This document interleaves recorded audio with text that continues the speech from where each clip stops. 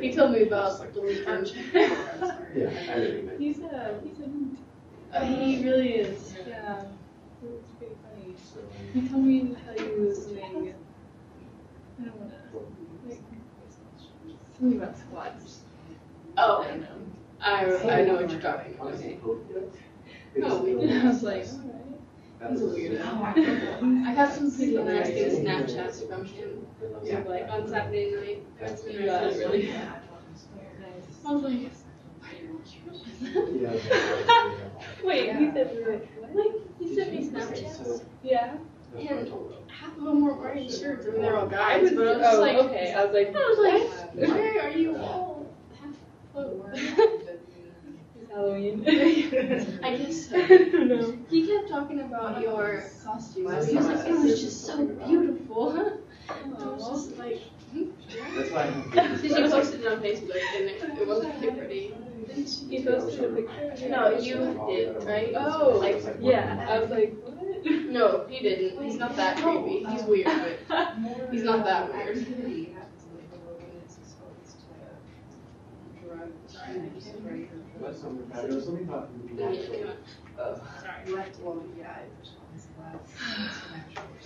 Yeah, I have less receptive, more responsive. Okay, less receptive to drug. No, less receptive to natural and more responsive. Okay. And then I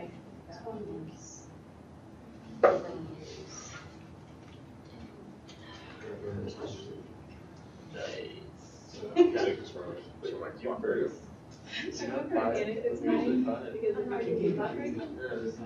yeah, first. It doesn't change automatically. Oh, I hate it. that's okay. I was like,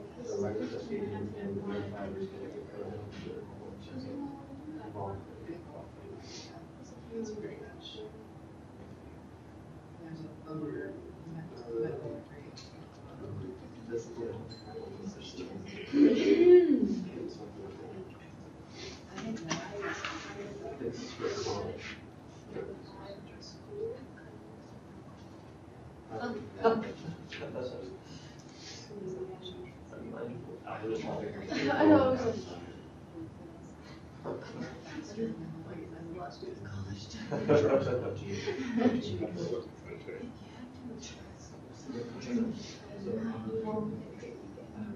well, Sunday. It's like a person.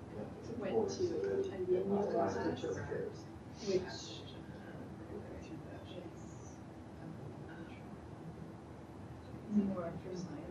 I mean, it's the hospital. We spent more time. At least the instructor I have. The instructor that I have for influence mindfulness into the class, and I had a real great experience. Yin yoga. It's a type of yoga that's very different. Oh, yeah. From other types. There's like yin. It's not yin and yang, but I'll take it up for you. What is yin yoga?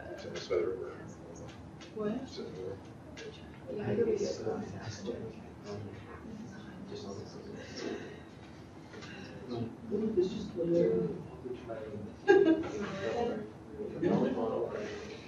It's charging.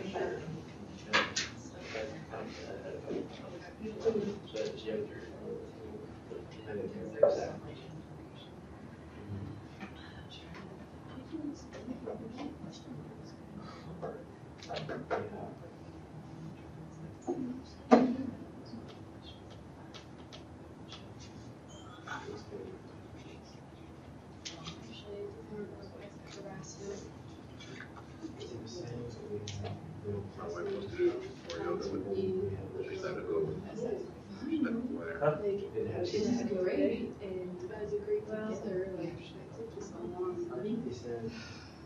I think it's worth it for me. It's a pretty far drive for me, but I have friends who live in the area, so I usually, and I go to like, I study or the coffee shops around there, so I make a day of it. Because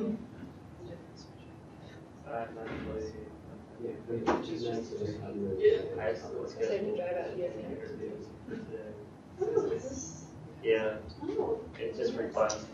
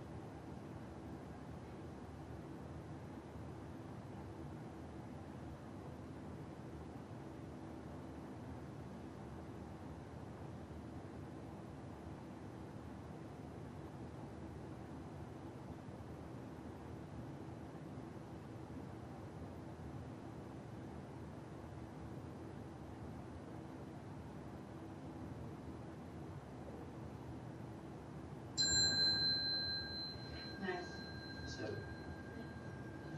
11. 8. I was Channing's girl. 6. 2.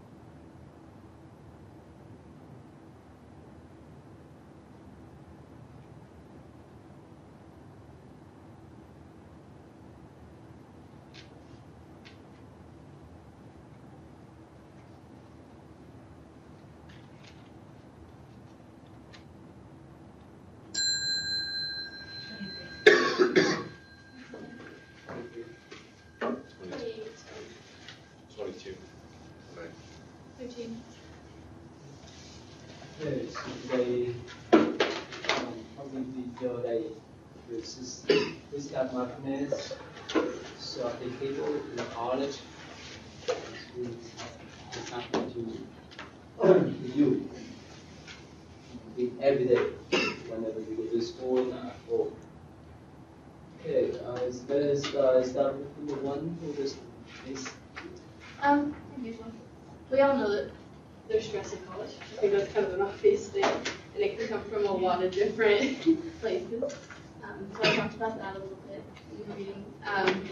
But if we don't manage our stress and it stays around for a long time, it can lead to health issues like heart conditions and depression, depending on the type of stress.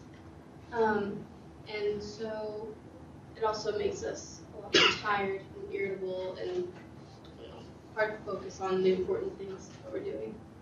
So obviously meditation can help.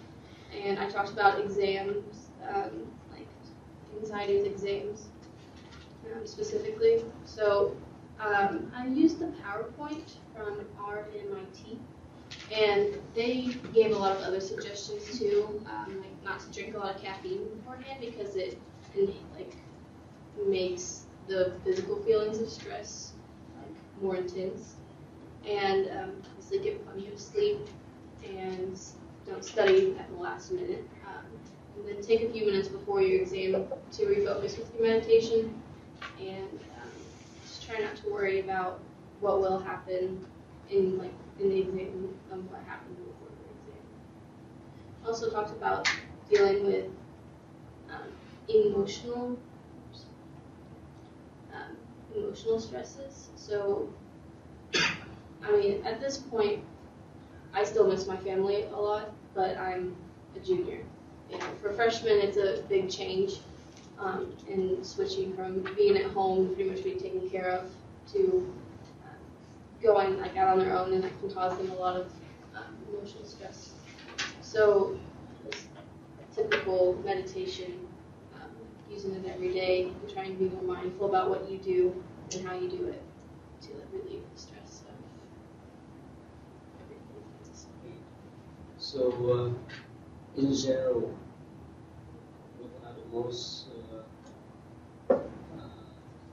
disturbing stresses that you have in college? Is examining, to take an exam?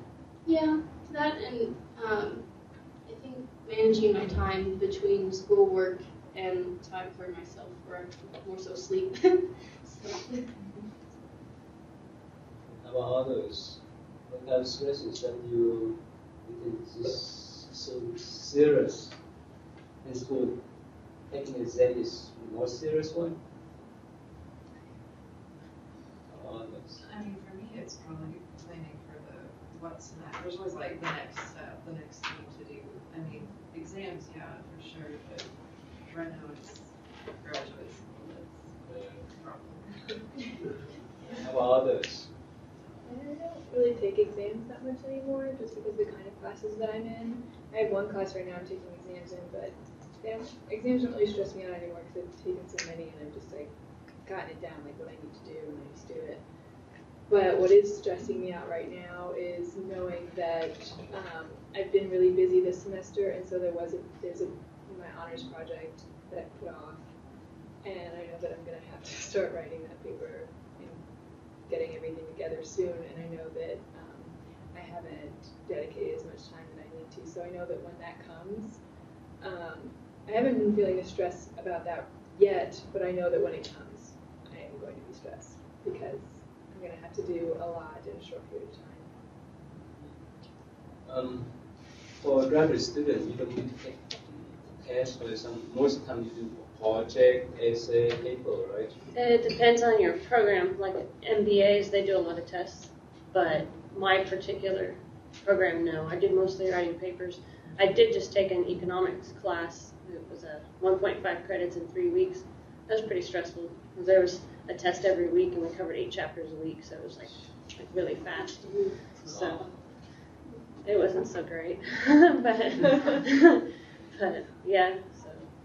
How about others? You still taking a lot of tests? Right? It's stressful. Especially when you have some of them like back to back on the same day. Mm-hmm. That's the most annoying, because you're like, well, I don't know. You gotta study for both, so you gotta figure it out. And one is particularly harder than the other. So Sometimes you spend more time to one and less time for others, right? yeah, and it shows. Alright, so this is the this one, is that right? You pick this one? Is that right? Oh no, I didn't find that one. Oh, you don't? No, it was. You can't see the writing on the left. I can kind of. It's just. So you don't? I used a PowerPoint that had a blue background. It was for the test anxiety one, and then I used the paper That's for okay. enhancing business. Okay, that's fine. Wait, the two piece? Yeah, please. Yeah, what is he still asking? There wasn't one article in particular that I used. I skimmed the ones over anxiety and stress for my response.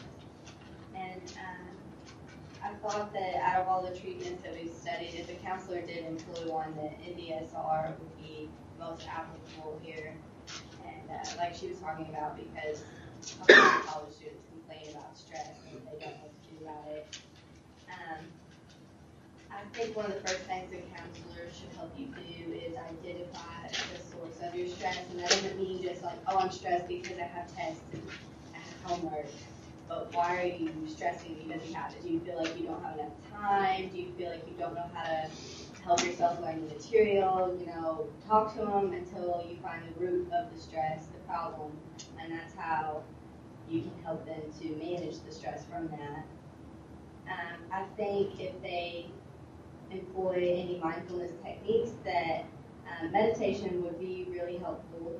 But if they don't really want to do that, then you can just suggest like doing other activities that help you relieve your stress, like exercising or playing a sport, or if you like crafts or reading, any of that kind of stuff can help.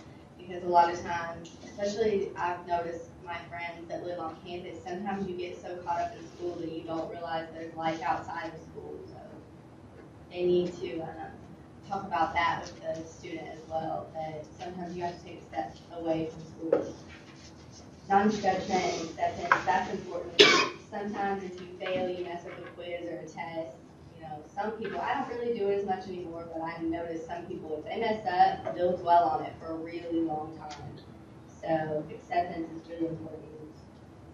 And then I thought values, teaching values, that comes from mindfulness. I thought that would be important because a lot of people are afraid of new ideas and things that they see in college because they are clinging to their old views. So if you already know your values coming in, then you know that other people's ideas aren't going to like change you or corrupt you. It'll just help you. That's all I put. I don't know.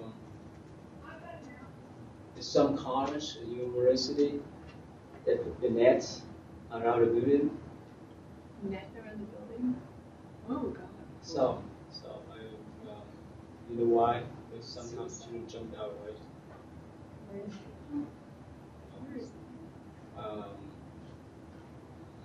I think at the beginning I mentioned about one UK student, University of Pennsylvania. She's right. She's 19-year-old, and she jumped out. It's so stressful for her, especially the honor student, especially if you are accepted into the IB school. This is a lot of pressure, right? And how about you? You are an honor student. You have a lot of pressure. You have to maintain pace. Is that right? A little below, but I think maybe it would be or a B plus. The second 3.3. Not C, right? No. C is like fail, right? Yeah. I mean, I don't know for honor students. For graduates, you can't get a C. I mean, you can, but the class doesn't count. So if you wasted your money and your time if you get a C. So no pressure there.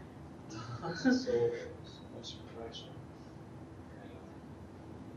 And one thing I noticed is, of course, all boys know the benefit of meditation. Like if you were a student counselors, how could you encourage them to sit in meditation? They just say, "Oh, I don't have time. I don't have time. Time to sit in meditation." So how could you advise them? I would talk to them about priorities, because I would ask them, you know, what do you do? Obviously, you don't do homework nonstop. I mean, are there times when you sit and watch TV? Because I hardly ever watch TV anymore, and I have so much more time when I just leave the TV off all day. Maybe on the weekend for like an hour, but you don't realize how much time you waste doing things that are not beneficial to you at all. So I would just talk to them about their priorities. Like, can you cut out some TV to meditate for even a couple minutes? And then they'll probably come around then, because when you tell them you don't have to meditate for, an hour every day, then I make it easy for them my time. So I think Start small. watching TV may not much problems, but playing with the internet is more problem, right? Yeah. So you're student council, right? So No, you're no. working for. Well, yeah, So, kind of student. so sometimes you give them advice to calm their mind.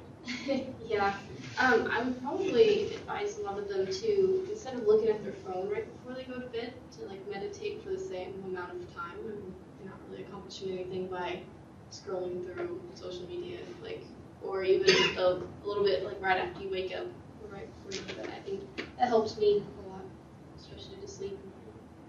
But sometimes you give them like appreciation. Yeah, I've brought it up a few times because there's, I don't know what to do. I'm so stressed. Well, what are you doing that's not helping you out? Well, I go here and I go there and I watch TV and, like she said, like switch things up a little bit to where it's not so much. Okay. About others, you have something to say? What would I do? Oh, yeah.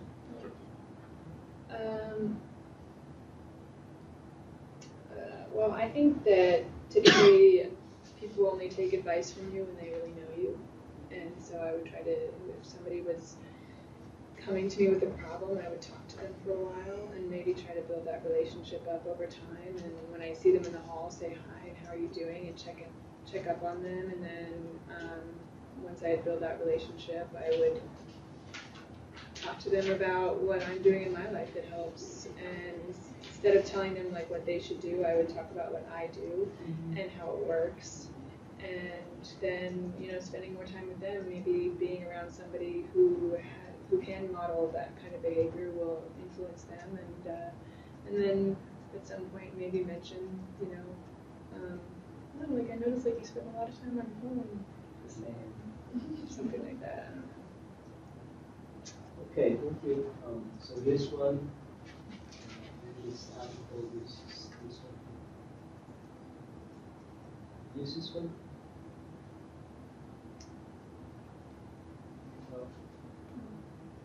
Did I use this one? No, I didn't find that one. Oh, you couldn't find this one? No, I didn't even see that one. That would have been really helpful. But Oh, I haven't really? turned my response in yet, so maybe I'll read that one and Okay. that's out of it.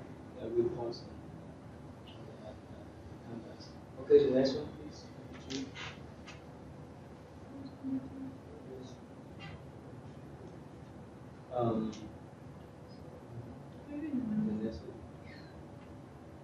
Oh, I have that one. DBT?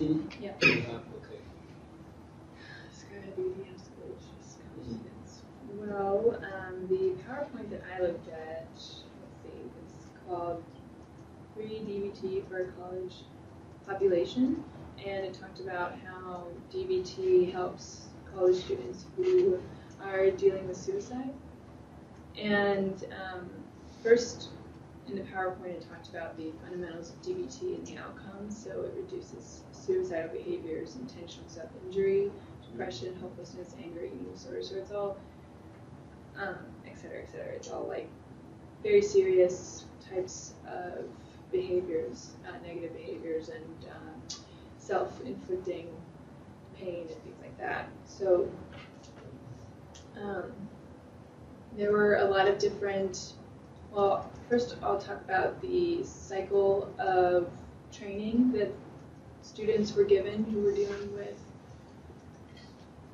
depression, suicide, etc. So it started off with,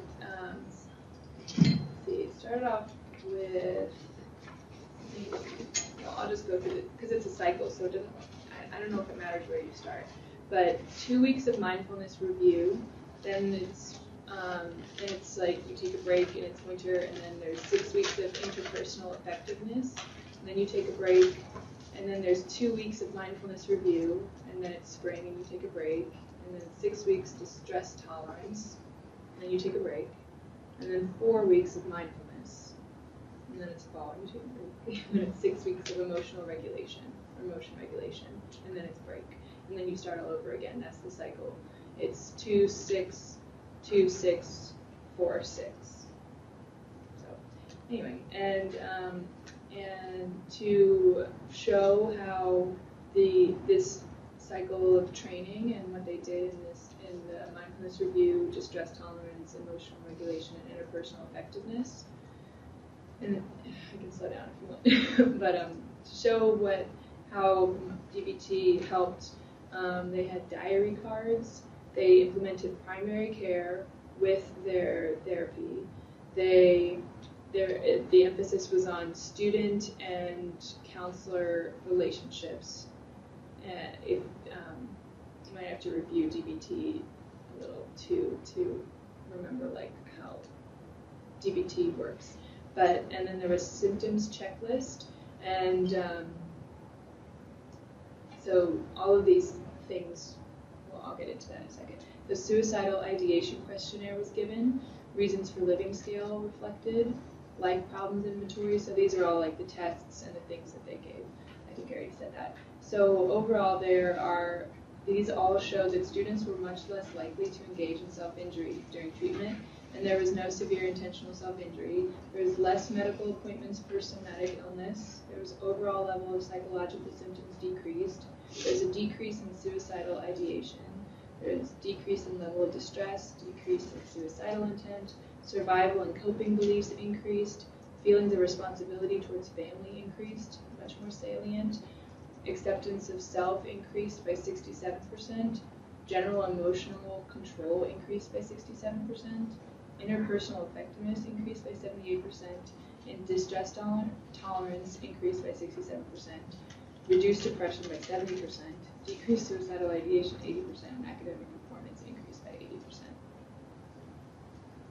Yeah, so there's a lot of 24-hour telephone support offered by the therapist, standard DBT handouts that were given, adapting the examples relevant for college, weekly consultation team, confidentiality and limitations, provide students with a list of home referrals between semesters. So it was very involved. There was individual therapy, group therapy. I mean, it was pretty intense, but the effects are evident. So what's the difference between stress and distress? Stress and distress. I think a certain amount of stress is healthy, and then distress is when it's unhealthy and it's causing you to not be able to function in the way that you're supposed to live your life in a balanced way. That's how I would describe it. So with this digital skill, they can provide a training for the student to handle that type of stress. Mm-hmm. So most of the time we talk about stress. We don't talk much about distress, right? In school. Which one was serious? Is distress more serious? Yes. All right. That's good. Thank you. All right. So let's just move on to number 4. Describes the emptiness of motivation and stress is very similar with 4. Yeah, please.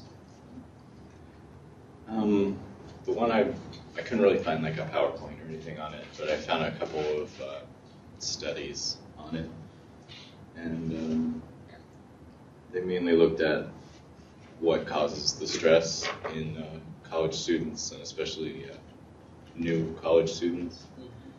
And that was like they gain new financial responsibilities. They have to move out of their parents' house. They no longer have anyone like driving them to class or making sure they wake up.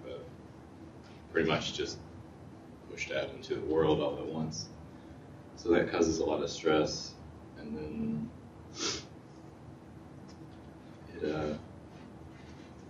the study had 387 undergraduates, and mindfulness meditation was taught and practiced in only 20 minutes and still had the greatest reduction in general anxiety when compared to the other group that did progressive muscle relaxation. I don't really know what that is, but it sounds nice. It said even beginners in mindfulness meditation can experience a reduction in stress, and that the meditation methods don't need to be time-consuming.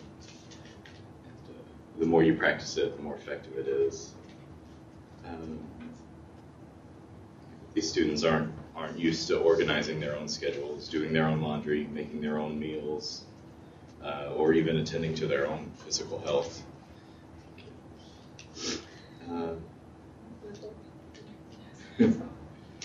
I've defined stress as a threat to well-being and the perception that one is unable to cope with that threat. And that's mainly what I took away from it, is that stress is just perception. If you can stop perceiving your situation to be stressful, you're just not going to be stressed. It's going to be easier. Most of this is the cognitive problems, right? So, especially for the freshmen, you say. Oh yeah. So it's stresses. But up to now, most of you hope you get used to college life. Except when taking the exam, I say project and so forth, you need to make that kind of preparation. So, and I know some students, when they first got to college, they stay away from home. And somehow they could not organize their times. So many of them, I know, can say that they survive for the first year. It's happened to you somehow, but actually if you prepare in high school, much better, right? But if the student they don't have that kind of independent attitude, they have to take care of themselves independently. It's not easy. At home, they have everything. The parents prepare for them. When they go to college, they stay in the dorm. They take care of themselves. Or studying, they have to manage their times. Because in college, professor or instructor don't need to tell you, okay, wake up. You have to be on time and so forth. You are mature enough to handle that. So in the dorm, you have some students have some problems to wake up late and so forth. Yeah, or they don't have the motivation to go to class. So would you have them to would you motivate them? That's just their problems. No, I try sometimes a little more harsh than usual I should be, I guess. I just tell them, why not go to class? It's in the middle of the day, you have nothing else to be doing. Like, And it's right. it's right there. Like, you need to just go. It's going to help you. Like, have you realized how much you miss when you're not in class? Well, yeah, my test wasn't that great. Exactly. That's the reason you go. Like, but I don't have very much. Like, if they're not missing for like a serious reason, I don't have much pity for them, and I just tell them to go. Like, it's their choice, and they have to do it themselves. This is a major problem for the university, or any university. It's that, like, don't quote me, but I think it's like 40% dropout from freshman class. 40%? It's huge. Wow. And we constantly are striving to find some way of supporting the students in their freshman year, and it's basically I don't think many of them are very successful.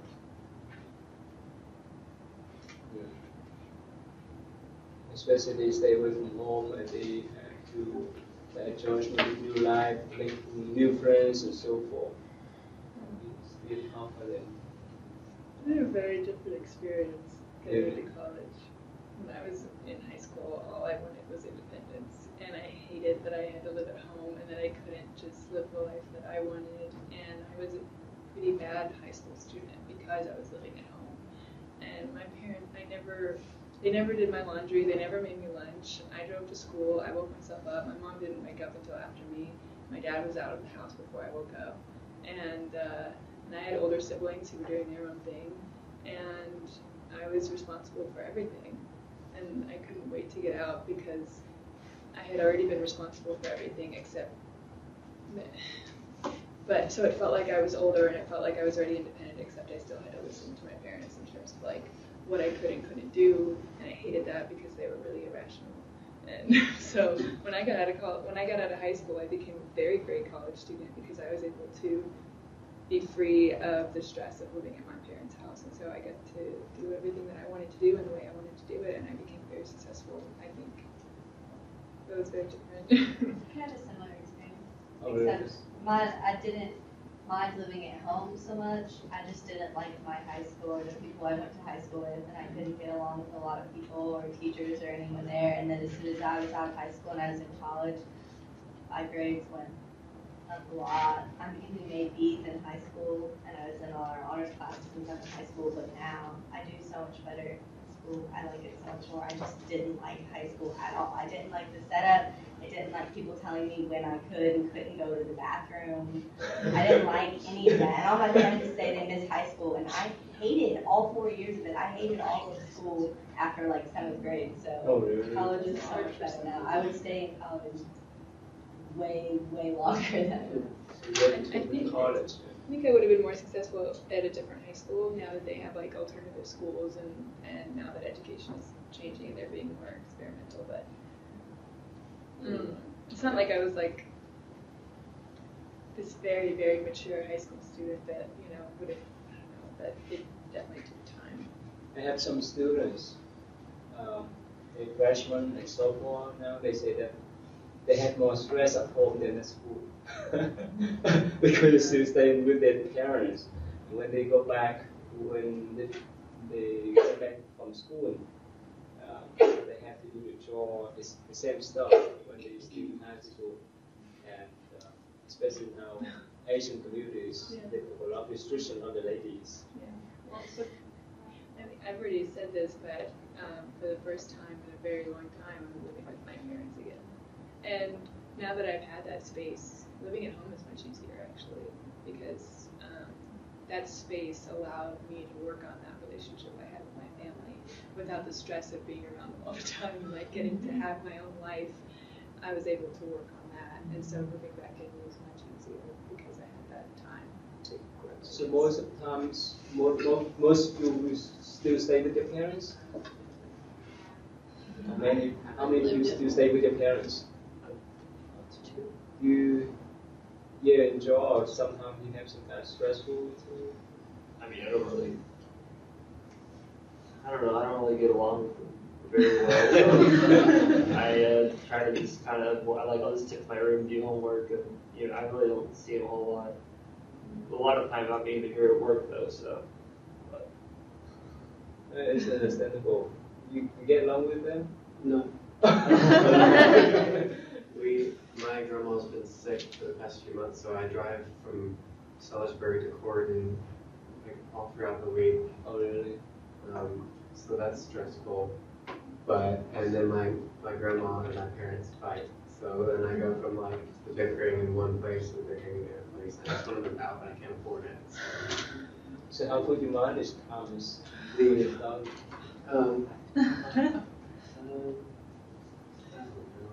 Okay. Sometimes I know that I can handle it better, but I'm stubborn with that.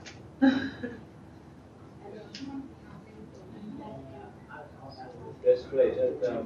So basically, 22 viewers stay at home and most of you out by yourself. So anyway, okay, let's go on to number 5. Do you have the model? Yeah.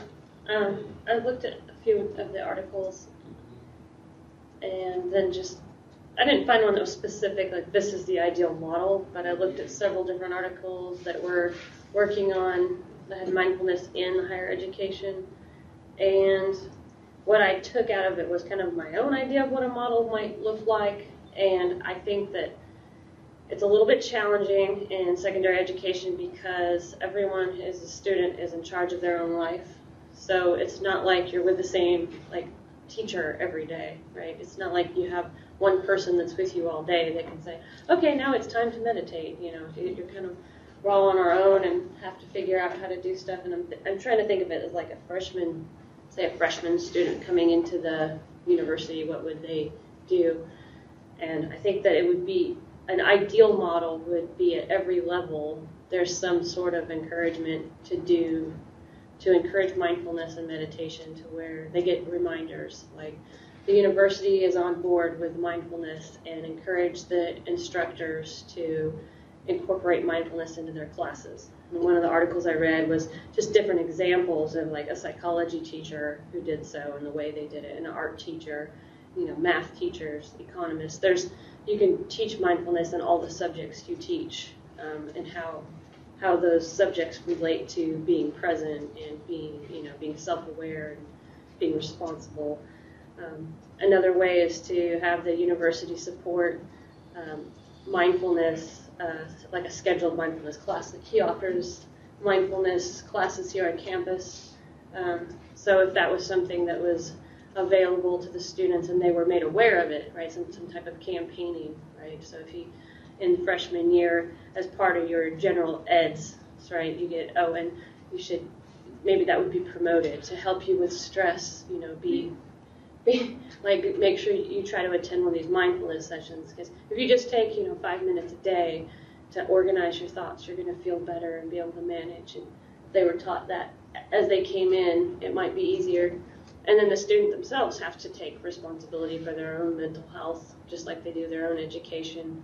And I think that's the hardest part of being an adult, is learning, wow, all this stuff's my responsibility now, and I have no idea what to do with it. I'm sure that's what everyone thinks. I mean, even at my age, I still think that, like, I have no idea how I'm getting through the day.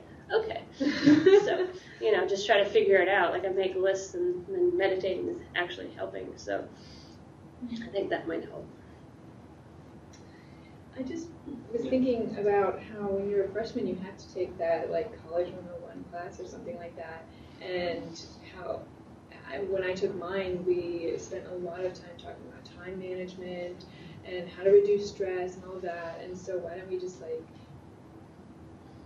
gut the way that they teach us to do that, because it doesn't really work, and instead implement mindfulness, because it teaches you all the same things, except you actually have to practice something, so you actually learn how to do it. That would just be a great idea. That is a good idea. Yeah. And I was telling Gary or Dr. Hinkson about yin yoga, because I went to a yin yoga class this week, and maybe it's just the instructor I have, but she implements mindfulness into the class, and she's also very aware of like what's going on physiologically while you're doing yin yoga, and it's very different from other types of yoga. I don't know if you've taken a yin yoga class. No, it sounds but it's amazing, and maybe it's just the place that I was in when I took the class on Sunday, but it's I've been in a tough place these past several weeks because of just a lot of changes going on in my personal life, and I've been struggling to deal with them, just like learning how to be single and dealing with struggles with family and just a lot of things like that. And I came out of that class with just like a whole new perspective. Like I was like, the sun looks different, the plants look different. I woke up today and I was just like so excited about the day, and the way that I've been talking to new friends and old friends, the way that I've been talking to everybody, I just feel differently towards everything. I just like been like love is just like sprouting from me, and I just feel like amazing. And I was just like, I want to meet her. I said I want to meet her. She sounds great. Her name's Heidi, and she's fantastic. And it's yoga on Baxter, and it's $30 for unlimited yoga for the first month, by the way. Anyway.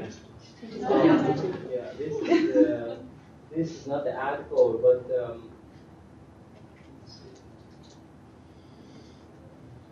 But you also get out of it what you put into it. Anyway.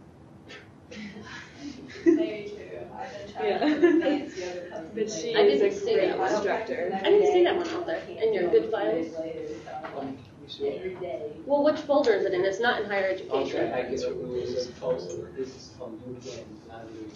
This one is still good. This is 160 pages, and this covers a lot of material. And they mention about how be mindful teacher, how be mindful student, and so forth. After they some kind of starting the mindful teaching, mindful learning, mindful school structure, mindful relationship, and so forth. For example, this is the mindful teachings, and then the book definition is an attention to and awareness, congruence, impurities, and efficiency in teaching practice so as to enable optimal action in lecture. That's the definition. And go down here, we have handle job stress, teaching stress, enhance job is similar to teaching. Raise potential awareness of job awareness, and responsibilities and decision making is local to this article. So you don't have this? I couldn't find it in the good files. At least not for the education folder. It wasn't in there. Probably somehow add more. I found more. Maybe it's in a different folder. So it's be good cases. Mm-hmm. Okay, let's move on this one, the next one. Let me see. Okay. I forgot to talk about this one. No, she did. Oh, yeah, I know. Oh, you did. This one, I put the I take the titles on this one. This book. This,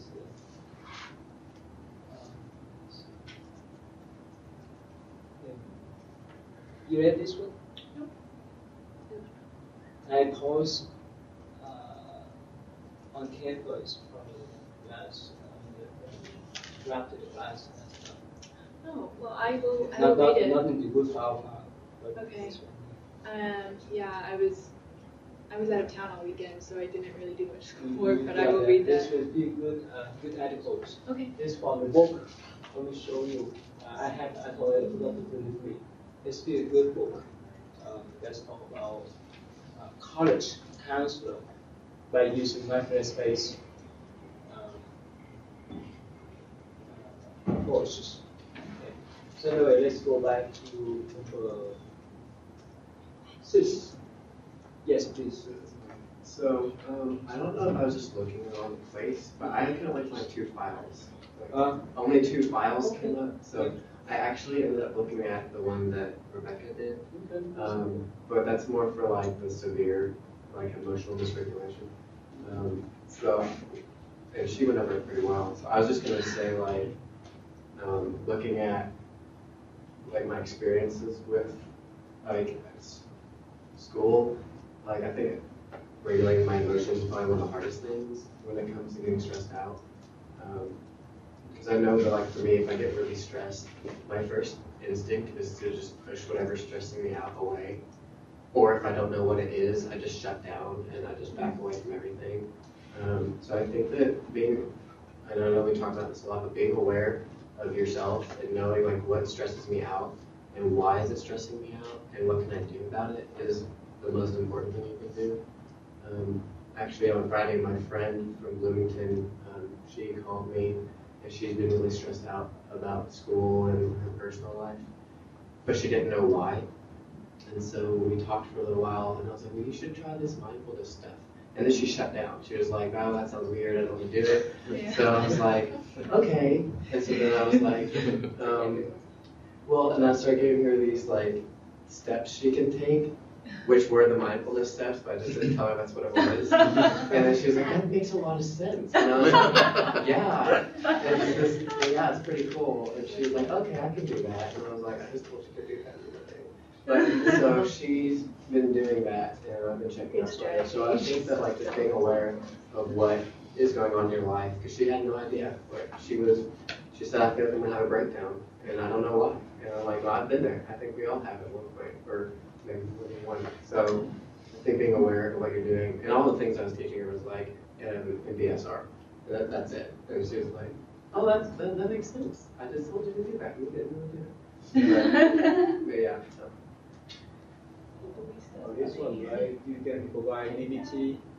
Yeah. It is one ACT, you can remember, right? ACT is skill. So you have the tools there. You don't need to mention about mindfulness meditation. In the situation arise. Yes, thank you. I have some select some. So sometimes I upload the file on the canvas, and sometimes I found more. Do you always put them in good files folders, or do you put them other places too? On the Okay. But sometimes I add on, like a couple of days or day before the class, I found news articles or PowerPoints. Okay, here. Oh, have you taken GRE? Yes. It's How was stressful. it? Yes. Oh, can I tell a story? It's stressful. Can I tell a story? Yes, you can tell a story. Yes, it's stressful and long. It's 4 hours. Sorry. I have a student. He just took MCAT test the week before last week. I didn't mention last time because this is not appropriate yet. So before he took the test, he went to my monastery on Friday evening to rest. And early Saturday morning, he drove back to the test. And he says, when he walked into the test room, it's more peaceful than the time that he took SAT. So have you tried GRE yet? Not yet? Okay. Are you going to? When? A couple of years? Huh? No. A month. A month? Wow. Really? Okay. Give me all your notes. So you better read this article. Okay. Okay. Yeah. So any test, especially in this point, there's one student. She's still young in California. She really wants to go to UC Irvine. So, but she got Fulbright scholarship when she was in the graduate levels. She had straight A, but you can say basically she failed MCAT to get into UC Irvine, and now she stay at home to study with her tutors to pass MCAT. It's pretty serious for her and for other people. And sometimes we study a lot, but when we walk into the room,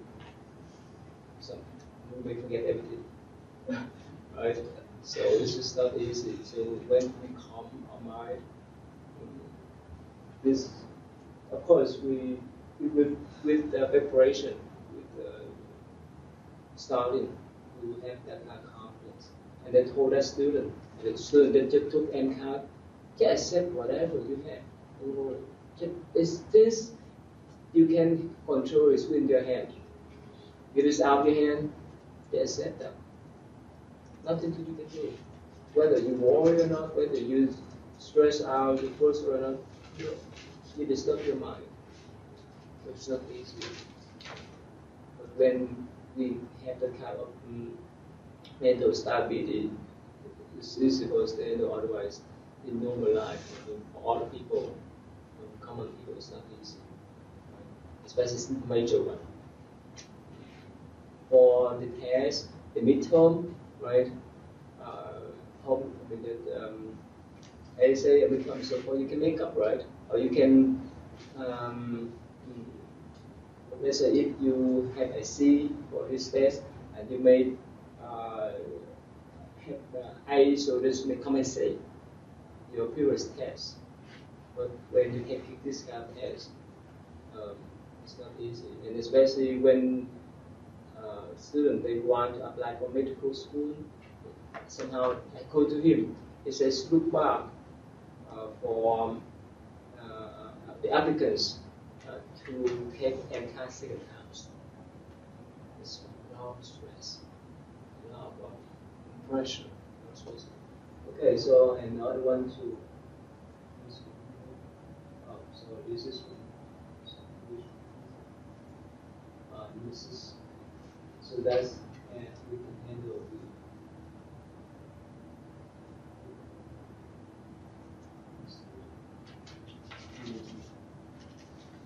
the stress running worry sometimes.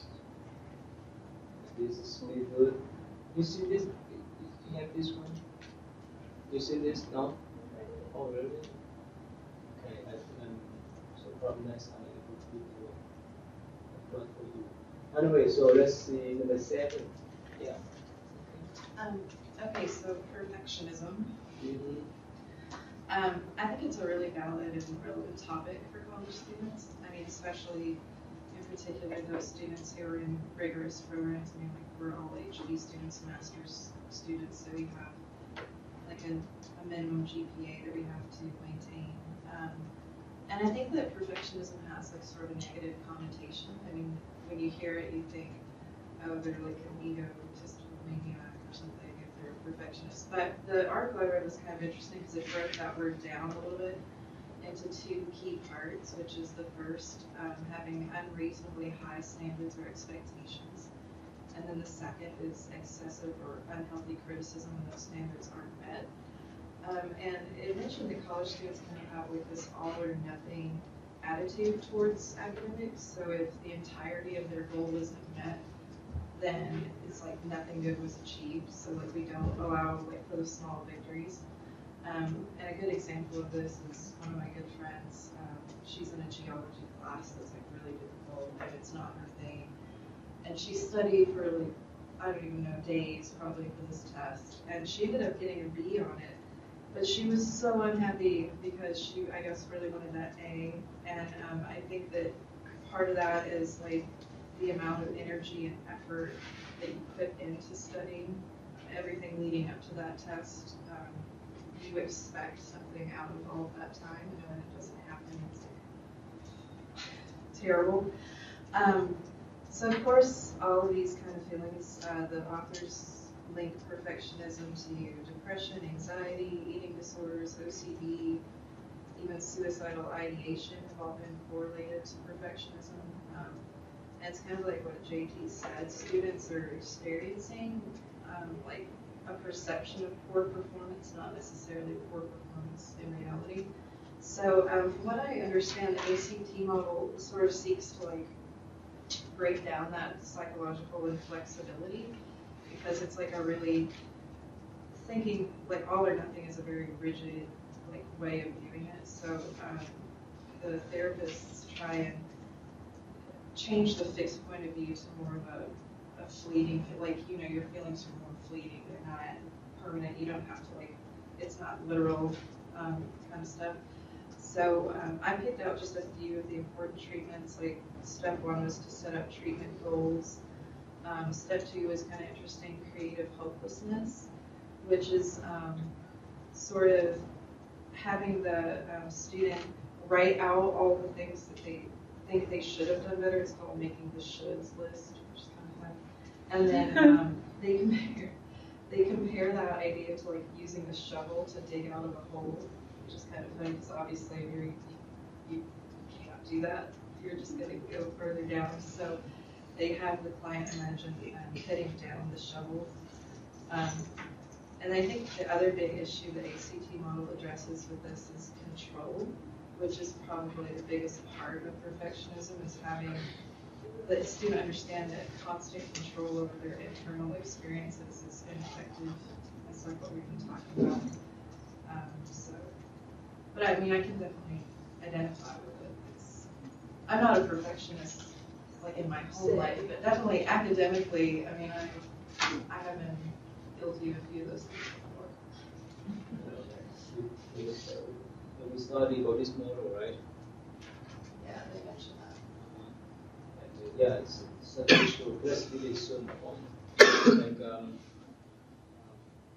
when I talked with that student who has a friend school in California that failed NCAT test.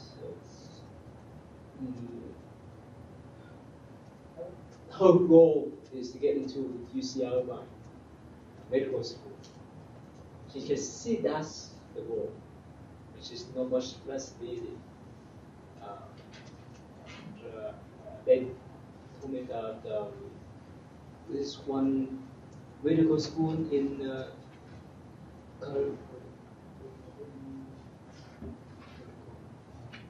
somewhere in the United States that may not require the MCAT. Just Caribbean? Yeah.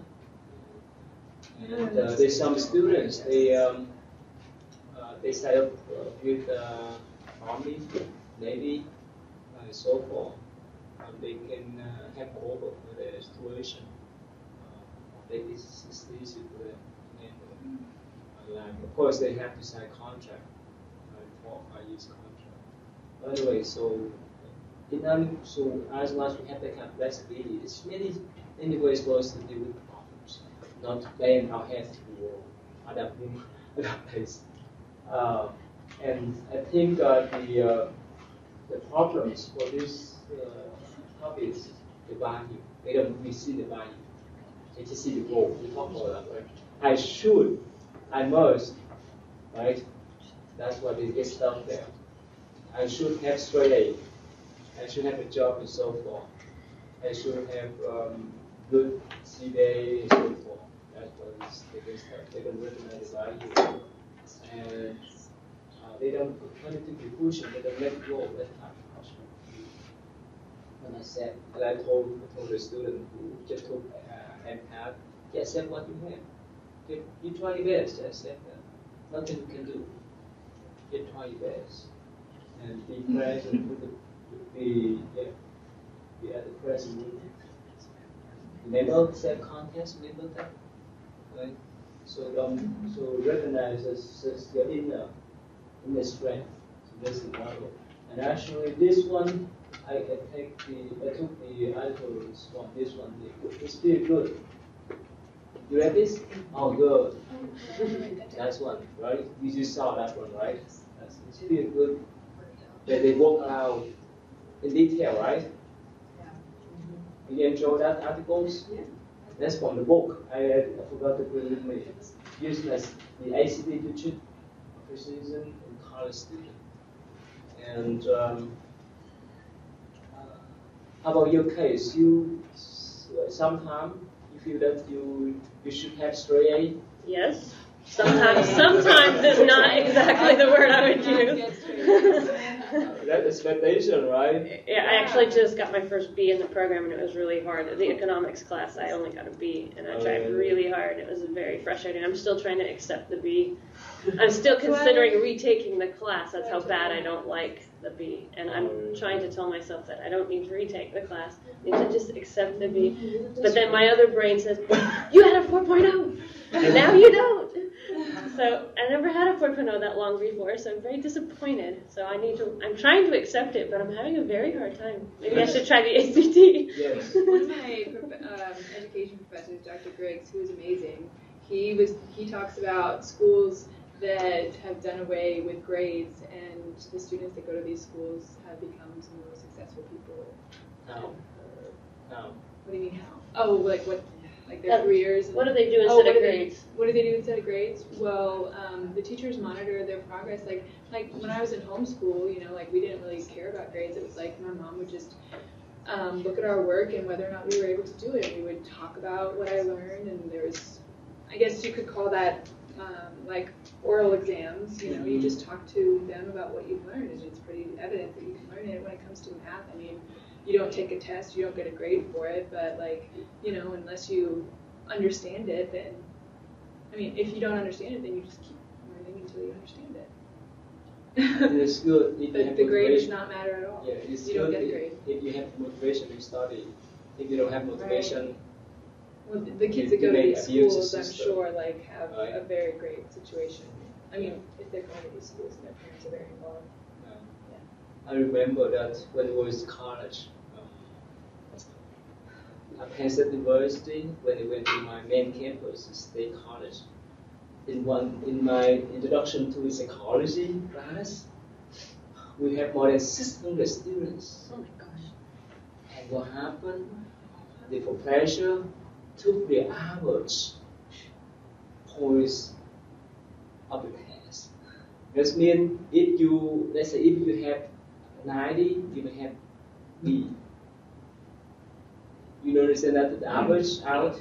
Yeah. Or if you have 60, you may have A. So depend upon the test. So you have to compete with all the students and have top time in that class. And I spend, you can say that, double energy in more than my engineering class. So it's not easy, but when you study in the large campus, right, you have to deal with that kind of situation, and that's why some students they prefer IUS, which not small, it's a mid-size, that's right? That's Right. one of the things I love about IUS is that the small classes and kind of build relationships You with professors. you get to know with the professors and just over there at UWell, I heard many students that they in the class maybe 100, a couple hundred students, especially in the freshman and sophomore levels. So they could not get direct relationship or get the guidance directly from the professors. Sometimes they get lost too. Plus, if you have smaller class sizes, you can do the seminar style teaching, which I feel is a lot more effective than lecture style. As I did, I started at EKU, and I remember in my freshman classes, there would be a hall, there would be 200 or 300 of us, and the teacher would go through a PowerPoint, and you could just sit there and sleep. No, he would never know or care. And You know. studies show that that's not the best way to learn, and that You don't learn. that because you doesn't. That's don't. not the way people learn. When people are just talking. I mean, you can go home and read the PowerPoint. There's like, then you're like, why am I even here? I should just stay in bed. They're not doing anything, you know. Kids like, well, he puts the PowerPoints up, and all he says, like everything we do is on the PowerPoint. Like, you know, but you should still go. And but at the same time, it's hard because if I knew that the PowerPoint would be online and I didn't have to go to class to get all the information, I would have a hard time like motivating myself too. That's why. Well, when I was in That's why in learning process, there's two-way learning, right? The professor provide the guidelines, and you feedback, right? We learn together. That's remember I told you, my first class in the University of Asia, and some students play games, whichever. I just change the approach. I think this is healthy for both of us. Right? So anyway, this be a good articles, and I recommend if you want to be a student counselor, you need to read this book, which is applicable. Okay, so the last one here. Okay, the last one. Yes, please. Okay. So dealing with test anxiety, first off, I think it's kind of important to recognize that anxiety isn't necessarily a bad thing. Like, it kind of helps you perform better, because without it, like, you have no motivation. I mean, that being said, there's obviously too much, like, anxiety, but there is kind of a healthy level, I would say, of stress or anxiety.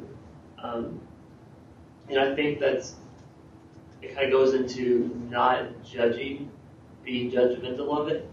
Because if you're judgmental of test anxiety, then you kind of view it as bad, then it may persist more.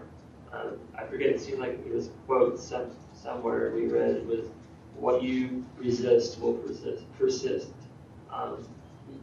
So anyways, and then next I was kind of looking at the two, I guess, test anxieties. I think a lot of it can come even before you even take the test. I know that's for myself. You could be, filled with thoughts like, I'm going to fail the exam, or I'm going to fail the exam and fail the class.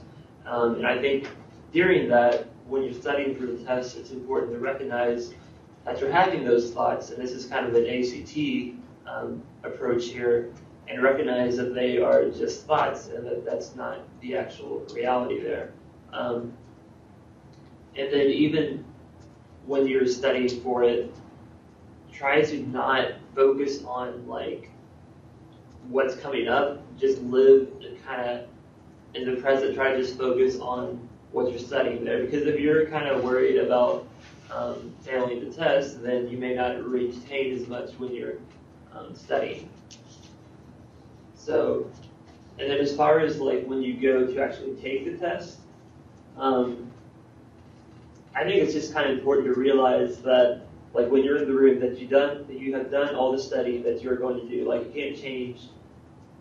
Like, you can wish you studied more. A lot of times, I kind of think, oh man, I wish I studied more. But worrying about that, thinking about that, isn't going to do you any good at that point. So just kind of accept, what you did and do your best. And after that, really, Like it's all in the past, so there's nothing you can do.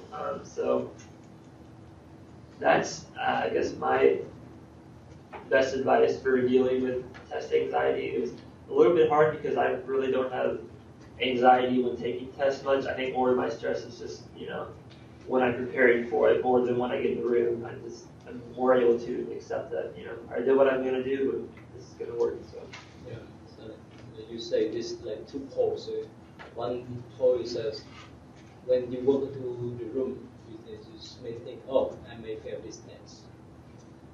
Another pole says, oh, I should have an A. These two poles, positive and negative, but still, expectation. It's block our wisdom, is that right? It block our views. This is great nervous, great anxiety. And sometimes, you study, especially multiple choice tests, sometimes when you walk into the room, even you study hard, but the teacher or the professor give different questions that you learn about. Maybe first, oh, I studied this materials for many days, but now you give different questions, right? This creates more anxiety, right? So we have to be prepared for this happened a lot of times, right? I remember in college, especially in engineer career school, they try to find a smart student and they give some kind of questions that you could not find in books. It's very tough. And sometimes, right, in the subject you study, right, the professor find some ways to test your intelligence. It's most sometimes, right? It's especially in big college, big university. So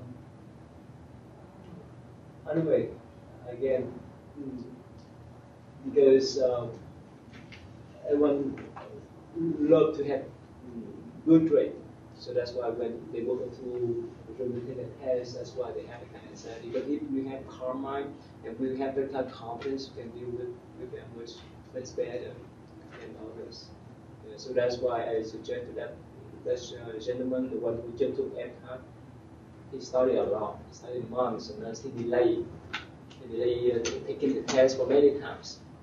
So this is the first time he took MCAT, and he told, he went to the university to stay overnight to calm his mind. So when you walk into the room, whether taking a test, have an interview, or have important presentation and so forth, rest yourself at least a couple hours. I was in a coffee shop the other day, and there was a woman who was talking to her friend, and she said, I just took the GRE the other day, and I was like, and her friend was like, oh, how did you do? She's like, I passed. And I was like, congratulations. And she was like, thank you. And I was like, so I just take the GRE relatively soon. How much did you study, if you don't mind me asking? And she's like, not at all. I didn't study at all. And I was like, what?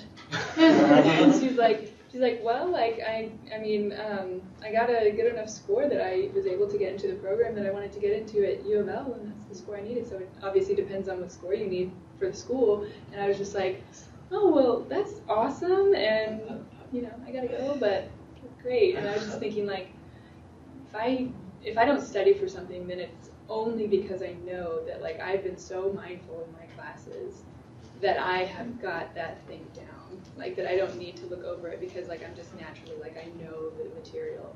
And I was like, but for a GRE, like, how do you just know all of that material off the top of your head? Like, you just, I don't know, it was just really impressive, and I was like, you have to study. I totally take the GRE. Okay, I think so this, Just a little bit. That's good.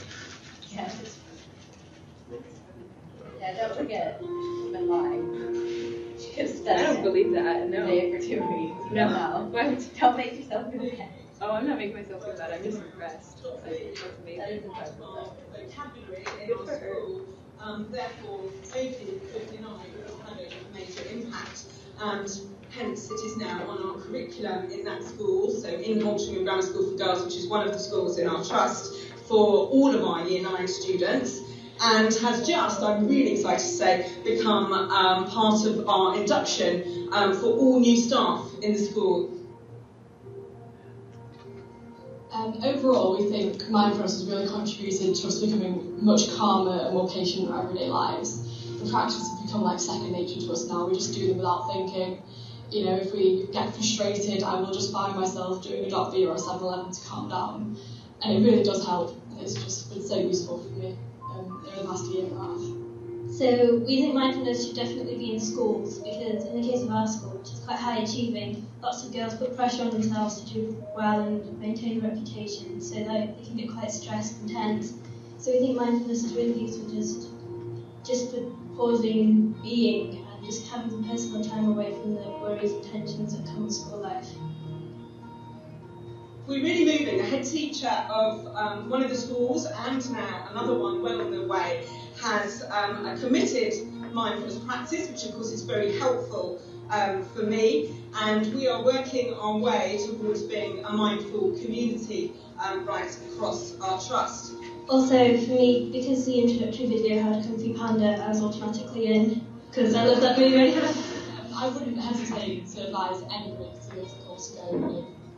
I know it's in secondary school .v, but anyone can benefit from it. I found it particularly helpful with like exam nerves and not overreacting to situations. So, as Chris and John were talking about before, if I experience emotions like anger or sadness, I can now step back from that and realise that I'm not actually an angry or sad person just because of these. And you can just watch them and realise that they're fleeting emotions that will come and go, and not react based purely upon them. I like to show you this clip. This is the interview with this professor and the one who wrote this book. The two articles in this book. Make stupid mistakes.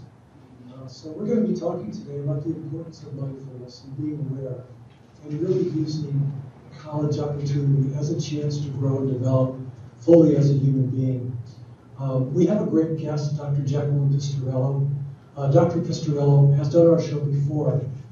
She and Dr. Victoria Follett had written a book on trauma, and Jackie came and talked with us about her book at that time. Now she's written another book, Mindfulness and Acceptance for counseling college students. And this is a really good book, and I highly recommend it. Dr. Pistorello is going to spend some time talking with us about this. Dr. Pistorello is editor of this book, Mindfulness and Acceptance for Counseling College Students, Theory and Practical Applications for Intervention, Prevention, and Outreach. It's published by New Harbinger, and it illustrates how acceptance and commitment therapy and other mindfulness-based and acceptance-based approaches are utilized in helping college students. Dr. Pistorello is a research and clinical faculty member at the Counseling Services of the University of Nevada, Reno, where she has worked with college students for over 15 years. She has been awarded multiple grants from the National Institutes of Mental Health, to research the prevention and treatment of mental health problems among college students. Dr. Pistorello, it's so great to have you back here on New Skills for Living. Oh, thank you so much for having me. Thanks for being here. So, of course, the first thing we'd like to ask you is, can you tell us a little bit about what brought you into counseling college students 15 years ago? Yeah, that's a very good question. Before I came to UNR, I actually was not working with college students. I was working with a lot of women who were in their 40s or 50s. And I would hear over and over again, they're saying, I wish somebody had taught me some of these skills of mindfulness and so forth earlier in life, because things had kind of snowballed and then they ended up on disability and hard to dig themselves out of those holes. So I thought, well, I want to work with college students. That's a population that I can start intervening with earlier before things get problematic. Can you kind of tell us how that developed, Jackie?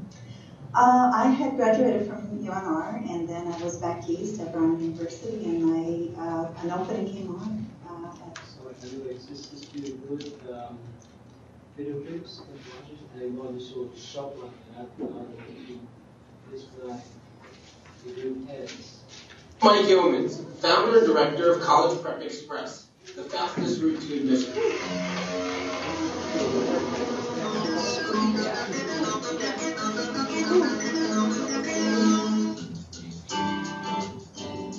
I'm very happy to announce a new class we're offering at College Focus Trust called Mindfulness-Based Test Anxiety Reduction. That's a mouthful, I know. Let's face it, everybody gets nervous before a test, and the bigger the test, the more nervous we get. But not everybody knows how to channel that nervousness into productive energy, and that's one of the things that this class is all about. Taking our energy and figuring out a way to focus it and basically get out of our own way so that we don't draw a blank and that we can do our best work. Of course, we're talking about standardized tests like the SATs and ACTs, but this would also apply to school tests, your algebra test, an English test, a history test. Anytime when students tend to get nervous and anxious and stressed out and can't concentrate. Students often complain, I blanked out. I studied so hard for the test, I really know my stuff, but when the test came, I couldn't show what I know. If you're the type of student who suffers from any manner of test anxiety, from the mild increased heart rate, sweaty palm type nervousness, all the way through to the complete meltdown in a test where you completely go blank and can't remember anything, this is a class you don't want to miss. What exactly is mindfulness? Good question, glad you asked. Mindfulness essentially is paying careful attention in the present moment to your body sensations and especially your breathing in a non-judgmental and compassionate way. So in a 4-session class, we talk about how to bring mindfulness to a test-taking experience. And there are a number of techniques which are very well studied, well researched, and well practiced in mindfulness-based stress reduction that we're going to apply to test anxiety reduction. We're going to go over a great set of techniques that only takes 10 or 15 seconds to implement. Thank you. This is one especially for the freshmen. Okay, so the next one here, I skipped number 3 because I don't think it's important. Okay, so this workplace. Who's working now? Okay, so most of you. Who's what? You working? Oh, so all of you. Okay, so you have a job. So it's stressful again. Okay. All right. So let's see. Number 1, please. Let's see.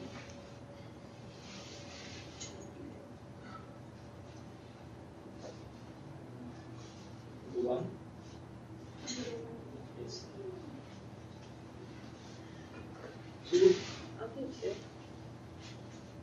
Okay. 3. There's no 3. There's no 3. Oh, I'm sorry, please skip 3. Yeah, 4. Okay.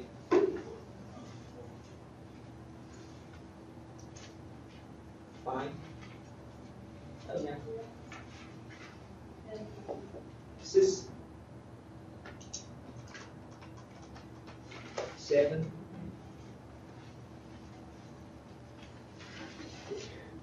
8. Bob, you? Okay, good.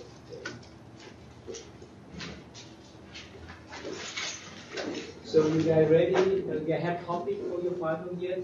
Yes. Huh? You have copy for your final paper?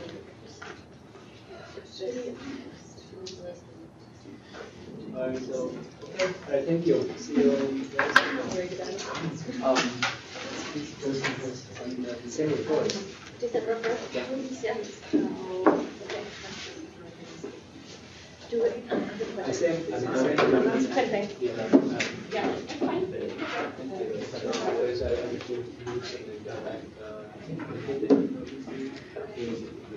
Should I write over that day? So I won't see a grade on that week. I will find a way to focus. I can just attach a paper. Yeah.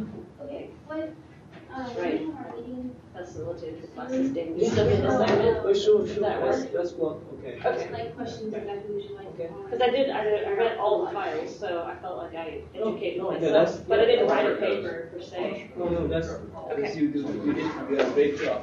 Okay, December 2nd. Yes. Okay. December the 1st. December. So you can have the schedule? Yeah, I have it. December 1st. Yes. Oh.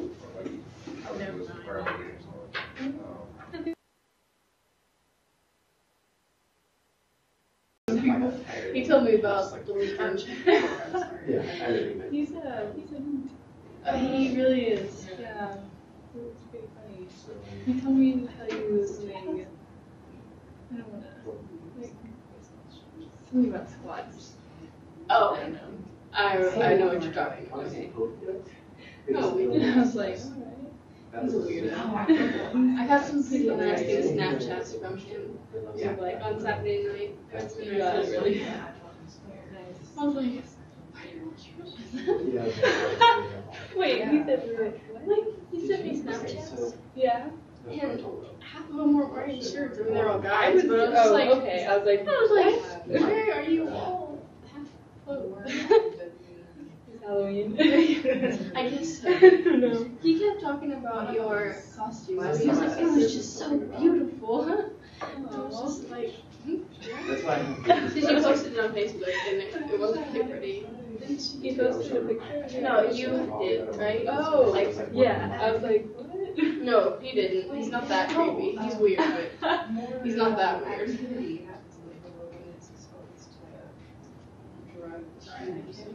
What's something about it? Something about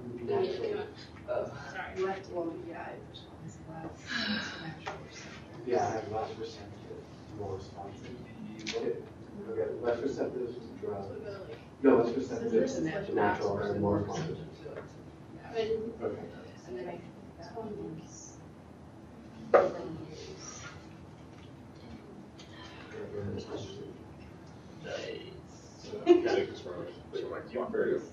It's really fun because if I can keep that right now.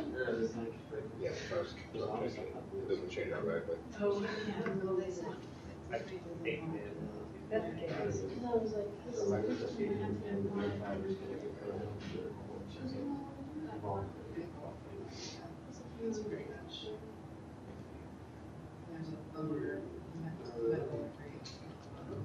That's okay.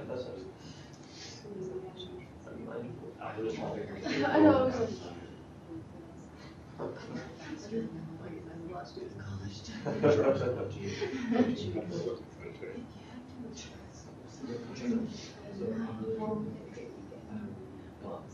It's a protein. Went to which more for mine.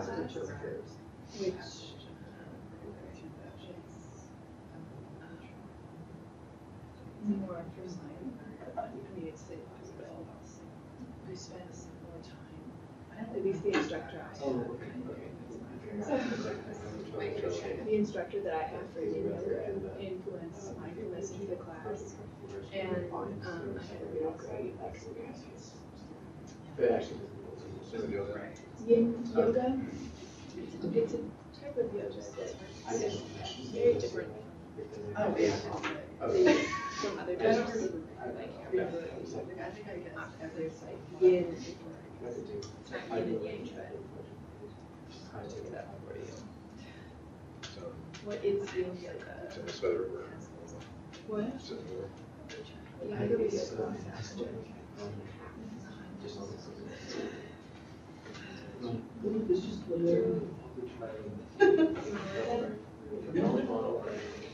It's charging.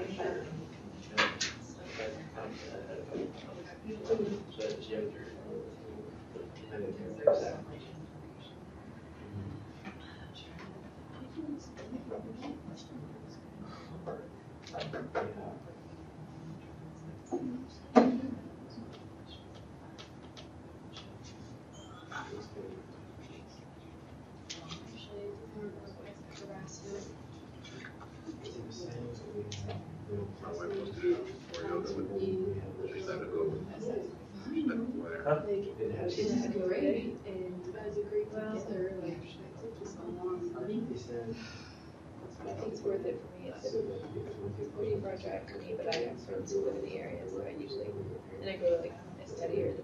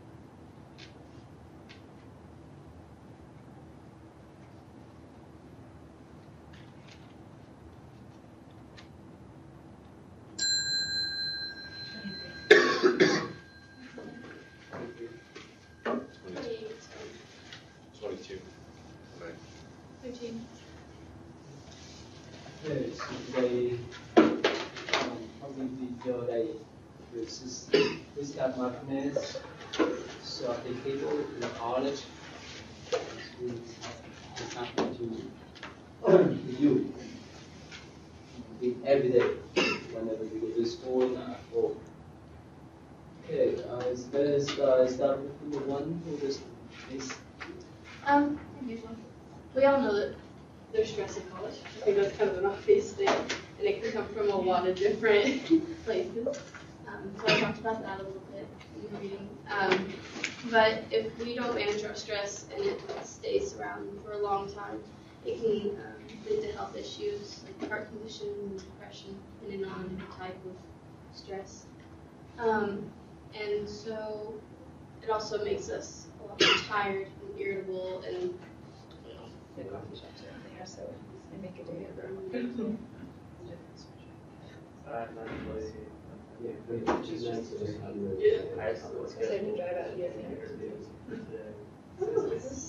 Yeah, it's just for class. That was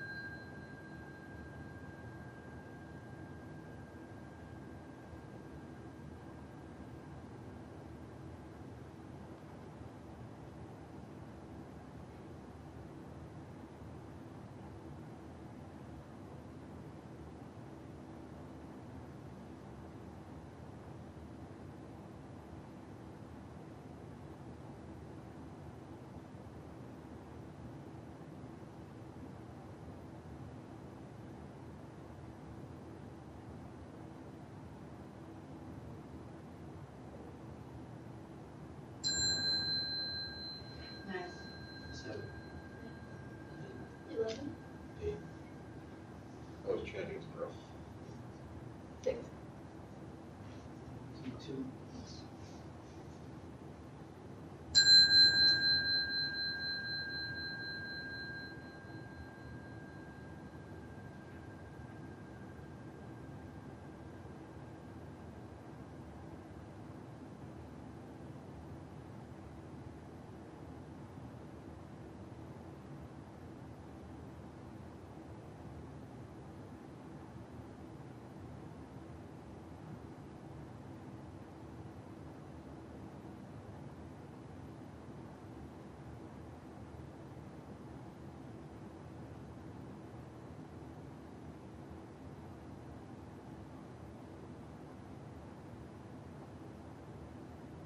Hard to focus on the important things that we're doing.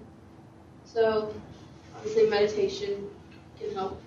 And I talked about exams, like anxiety with exams specifically. So, I used the PowerPoint from RMIT, and they gave a lot of other suggestions too, like not to drink a lot of caffeine beforehand because it makes the physical feelings of stress more intense, and obviously get plenty of sleep and don't study at the last minute. And then take a few minutes before your exam to refocus with your meditation, and just try not to worry about what will happen in the exam and what happened before the exam. Also talked about dealing with emotional stresses. So, I mean, at this point, I still miss my family a lot, but I'm a junior. You know, for freshmen, it's a big change in switching from being at home, pretty much being taken care of, to going out on their own, and that can cause them a lot of emotional stress. So, just typical meditation, using it every day, and trying to be more mindful about what you do and how you do it to relieve the stress of everything.